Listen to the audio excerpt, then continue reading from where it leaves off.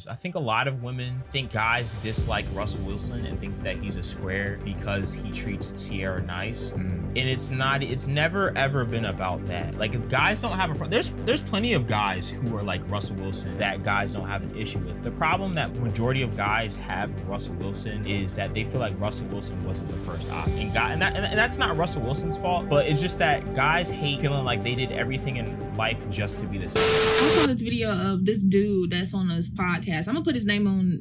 Before I post this video, I'm gonna edit his name into this because I forgot his name. But basically, he was saying that he was doubling down on the fact that he called Russell Wilson a simp or a square because he treats Ciara correctly. And I feel like a lot of men, especially a lot of black men in general, they big up men who are blatantly disrespectful. They ain't got nothing going on in their mental in a good way. They consider the cool kids to be the ones that are in the streets shooting people up. Ooh, can I say that? I'm gonna probably edit that caption. But just doing a whole bunch of street stuff, and they consider that to be cool. Ain't nothing cool about you giving your life away for a group of other dudes. Like, ain't nothing cool about that. If anything, that should be considered. You know what? No, let me not say that. It was comparing Russell Wilson to inner city Atlanta dudes and saying that those dudes would consider Russell Wilson a square. Russell Wilson can't help how he grew up, and he's not a part of that life. And nobody should want to be a part of a life like that. Nobody should want to have to grow up in the streets and have to risk their life every day. Of course, if you in that environment, you can't help that. But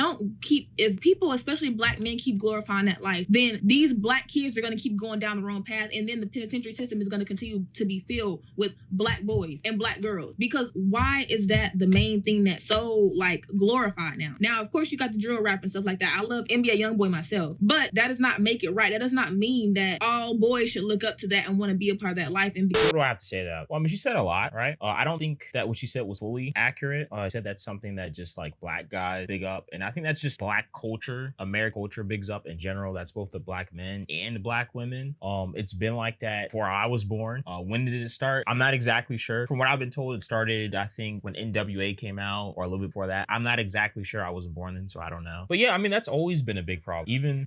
That's always been a problem. Even when I was in school, I knew kids who came. I knew kids who came from a way better background than me. Had a nice house, had a big house, had two parents. Each parent made a lot of money. I think one of the moms was a nurse and the dad might have been an engineer or something like that. And I know those kids who completely threw their life away, absolutely threw their life away to try to be a gangster, to try to be a thug, try to be something that they were not. Yeah, so I mean, like I said, I mean, that's so common. Me and you have both heard stories about this. We've heard about stories like that all the time. I actually had one friend who passed away living a life like that. So I mean, there's just so many endless people who fall victim to that kind of narrative and story, but to just blame it on black guys, I mean, it's just a negative culture. It's a negative, toxic culture that unfortunately a lot of black America has adopted to their lifestyle. I don't think she was exonerating or excluding black women. I guess it was just specifically about black guys in this one. Yeah. Because let's be honest, I mean, unfortunately, in the same culture we're talking about, a lot of the men that these women want are these guys. That's what I'm saying. That's why I said it's both. Because yeah, it is it's both. not. If it was just one, because the problem with it in black culture is that you get rewarded for it. That's the problem. You get rewarded from it, from the women and from the it's a two-way reward. If one side was rewarded and the other side wasn't, then it'd be more of an even split. But the fact that it's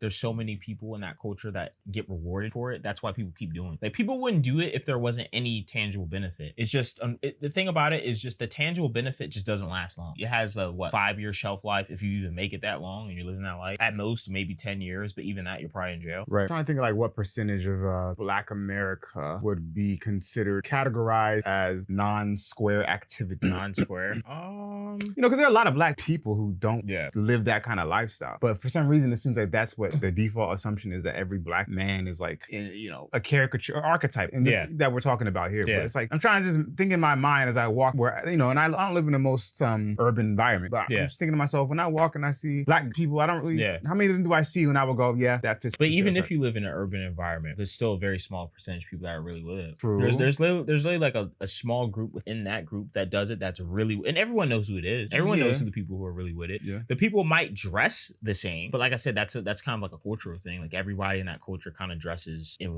that kind of way. But out of that area, there's only a few people that are ever really about it. Yeah, and that's, I guess, an extreme of an extreme. Yeah. Because those are the ones that are, like you said, are about, really about it. Most people are just kind of most people like people are regular. But let's take it to the level above that, or actually a few levels above that, which would be what she's talking about. Okay, it's these people aren't out here selling things they shouldn't be, or harming people or anything like that. But they still might fall victim to the idea of, oh, I want to be cool and fit in and be attractive to that girl I like, so I'm not going to try as hard in school. Yeah. And now they're down that path. Yeah. Or I'm going to, hang all my hopes on going to the league as opposed to trying to become something that's more likely to happen. So it's like, how much of the culture influences those everyday people to not achieve what they probably could? Oh yeah, there's a lot, Yeah, a lot, 90%. I mean, if we're being real, it's all like rap music. It's rap music. Like I tell the story all the time, which I wish I could remember exactly what the guy said. It would be a better story. But I was at a party. I don't know if it's so long ago at this point. I just remember just shaking my head at it. And you've heard me tell the story before, but I must have been in the party. I was definitely in the party. It was dark and I couldn't see the guy. And I bumped into him and I said, "Excuse me." And it was at a party. It was like,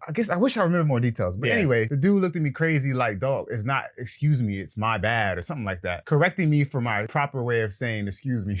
I'm just like, "Oh, that's crazy." Like, and I've been told, like, and I went through this in not college, high school and mostly middle school.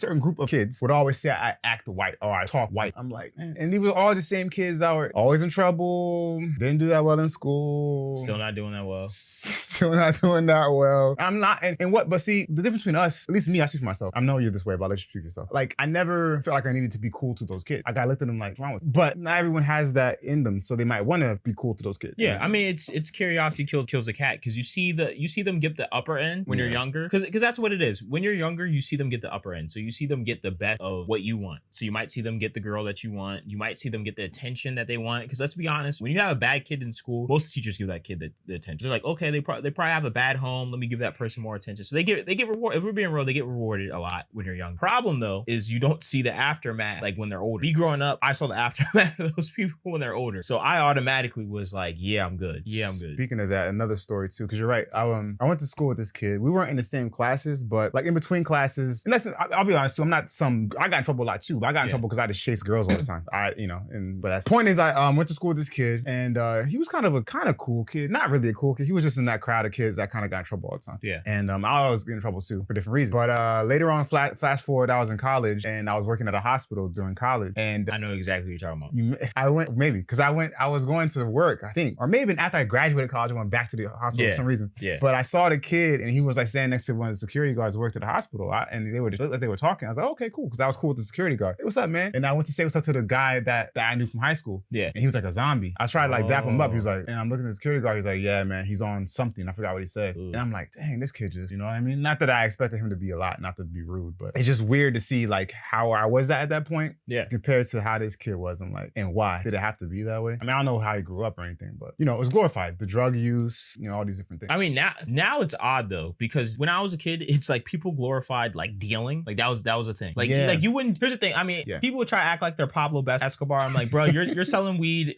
we're selling dime bags in the bathroom. Stop. Right, like you're not Pablo Escobar. Right. You're not Scarface. You're Jimmy from across the street. Stop it. You know what I'm saying? But yeah, I mean, that was a big thing. Now it's like kids are like glorifying like using it with weird, which is odd as hell to me. Cause I'm like, you want to be an addict? I've never seen it. Like I've never seen like an addict with like super attractive. Like you've ever seen it? Like someone looks like they're on crack and they're around like a bunch of women. Like you've never seen it. No, I haven't seen it. By the way, the first woman that's married in the first clip we saw, she was talking about it from a different perspective, wasn't she? She was talking about it from the perspective of women should stop. Yeah, that she wants to be with. They should stop looking at squares like they're not a good option. Or whatever. That would change things pretty fast. But I think she did bring up a good topic, and she's talking about Russell Wilson. Yeah, I think this is what a lot of women get confused. I think a lot of women think guys dislike Russell Wilson and think that he's a square because he treats Sierra nice, and it's not. It's never ever been about that. Like if guys don't have there's plenty of guys who are like Russell Wilson that guys don't have an issue with. The problem that majority of guys have with Russell Wilson is that they feel like Russell Wilson wasn't the first option, and that's not Russell Wilson's fault, but it's just that guys hate feeling like they did everything in life just to be the second option. And a good comparison that for women is like, okay, like let's say you knew a guy who was filthy rich and very good looking,